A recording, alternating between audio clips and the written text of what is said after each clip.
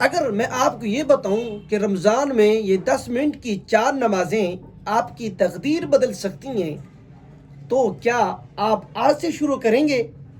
ہم روزہ تو رکھتی ہیں، مگر کیا ہم رمضان مبارک کا پورا فائدہ اٹھا رہی ہیں؟ بسم اللہ الرحمن الرحیم، السلام علیکم ورحمۃ اللہ۔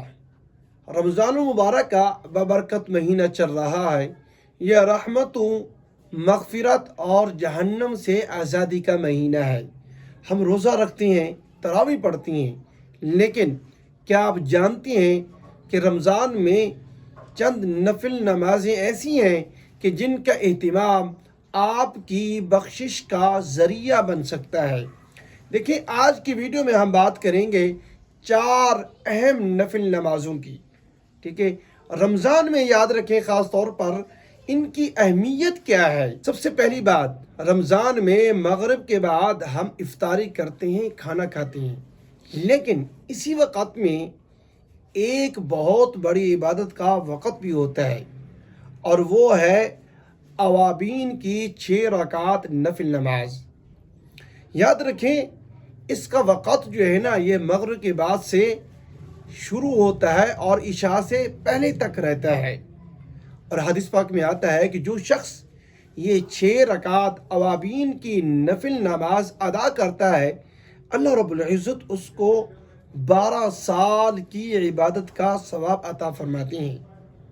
ہم ذرا سوچیں، رمضان میں جب ہر نیکی 70 گنا بڑھ جاتی ہے، تو پھر اس 6 رکعت نفل نماز کا کتنا بڑا اجر ہوگا۔ ٹھیک ہے، دیکھیں، رمضان میں افطاری کے بعد آپ 10 منٹ نکالیں، آپ کا نام اوابین میں لکھا جا سکتا ہے۔ اور دوسری نماز جو ہے نا، وہ اشراق کی نماز ہے۔ یاد رکھیں، رمضان میں اکثر لوگ سحری کے بعد ہی فجر کی نماز پڑھ لیتی ہیں، اور نماز پڑھنے کے بعد فوراً ہی سو جاتی ہیں، لیکن ایسا نہیں کرنا۔ آپ نے یہ کرنا ہے کہ نماز پڑھنے کے بعد سونا نہیں ہے، اور اسی جگہ پر جہاں پر آپ نماز پڑھتے ہیں وہاں پر آپ ذکر اذکار کرتے رہیں سورج کی طلوع ہونے تک۔ جب سورج طلوع ہو جائے اور سورج کے طلوع ہونے کے تقریباً 20 منٹ کے بعد آپ نے یہ 2 رکعت اشراق کی نماز ادا کرنی ہے۔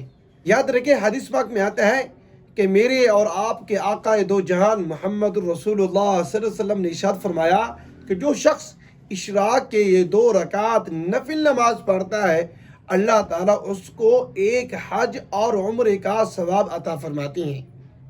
سوچئے، ہم رمضان کے اندر ہم یہ حج اور عمرے کا روزانہ ثواب ہم لے سکتے ہیں۔ یہ چند منٹ کی بات ہے 2 رکعت نفل نماز پڑھنے پر۔ آج سے یہ شروع کر دیں کہ 2 رکعت اشراق کی آپ نے لازماً ہی پڑھنی ہے، ٹھیک ہے۔ اور اسی طرح تیسری نماز جو ہے نا، وہ چاشت کی نماز ہے، اور اس کے پڑھنے کا وقت جو ہے نا، وہ یہ ہوتا ہے کہ سورج کے طلوع ہونے کے بعد سے شروع ہوتا ہے اور زوال کے وقت سے پہلے تک یہ ٹائم رہتا ہے۔ اس وقت کے اندر آپ نے یہ چاشت کی نماز ادا کرنی ہے۔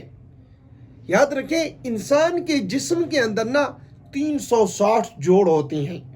حدیث پاک میں آتا ہے کہ اللہ کے پیارے نبی صلی اللہ علیہ وسلم نے ارشاد فرمایا کہ انسان کا نا جسم کے اندر 360 جوڑ ہیں، ہر جوڑ کے اوپر صدقہ لازم ہے، کہ جو شخص چاشت کی یہ 2 رکعت نفل نماز پڑھے گا تو 360 جوڑوں کا صدقہ اس کی طرف سے ادا ہو جائے گا۔ سبحان اللہ، دیکھیں کتنی بڑی فضیلت ہے۔ کوئی شخص ہے جو اپنے جسم کے 360 جوڑوں کا صدقہ ادا کرتا ہو، لیکن اگر آپ چاشت کی یہ 2 رکعت نفل نماز پڑھتی ہیں تو پھر آپ کے 360 جوڑوں کا صدقہ ادا ہو جائے گا۔ آج سے یہ پڑھنا شروع کر دیں، رمضان کے اندر اس کا ثواب ڈبل ہو جاتا ہے، ٹھیک ہے۔ اور یہاں پر میں آپ کی یہ بات بتاتا چلوں کہ علماء نے یہ لکھا ہے کہ جس انسان کو، جس شخص کو جوڑوں کی تکلیف ہو، درد ہوتا ہو، سکون نہ ملتا ہو، تو پھر اس کو چاہیے کہ وہ چاشت کی نماز پڑھنا شروع کر دے، اس کے جوڑوں کا درد ختم ہو جائے گا۔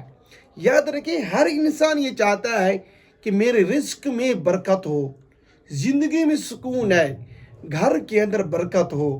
یاد رکھیں، اگر آپ یہ چاہتی ہیں تو پھر آپ چاشت کی نماز کا معمول بنا لیں۔ چوتھی نماز جو ہے نا وہ تہجد کی نماز ہے۔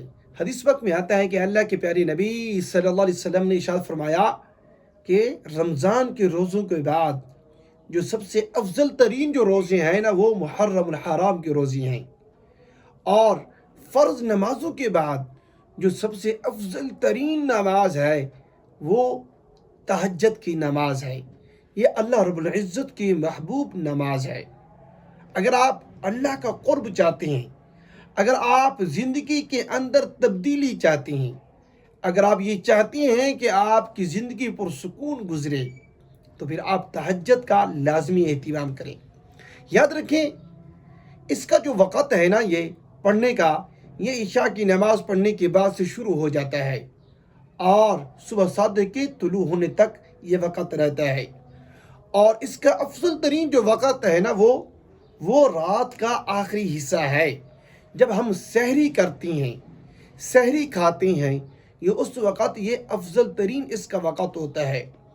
اس وقت کے اندر تہجد کی نماز ادا کرنا سب سے زیادہ افضل ہے۔ کیوں؟ کیونکہ حدیث مبارکہ کے اندر آتا ہے کہ اللہ کی پیاری نبی صلی اللہ علیہ وسلم نے ارشاد فرمایا کہ جب رات کا آخری حصہ ہوتا ہے، اللہ رب العزت آسمان دنیا پر نزول فرماتے ہیں اور یہ اعلان ہوتا ہے کہ ہے مجھ سے مانگنے والا کہ میں اس کو رزق عطا کروں، کوئی ہے مجھ سے گناہوں کی بخشش مانگنے والا کہ میں اس کے گناہوں کو بخش دوں، کہ ہے کوئی مصیبت میں گرا ہوا انسان، مشکلات میں گرا ہوا انسان مجھ سے مانگے، میں اس کی مشکلات کو آسان کر دوں، کوئی ہے بیماری میں مبتلا بندہ مجھ سے مانگے، میں اس کو شفائے کلی عطا کروں۔ مانگنے میں ہماری کمزوری ہے، اللہ رب العزت کے دینے میں کوئی کمزوری نہیں ہے۔ ہمیں مانگنا نہیں آتا، آپ اچھے طریقے سے اور اخلاص کے ساتھ، خشوع خضوع کے ساتھ اپنے اللہ رب العزت سے مانگنا تو شروع کریں، پھر دیکھیں کیسے نہیں تبدیلی آتی آپ کی زندگی کے اندر۔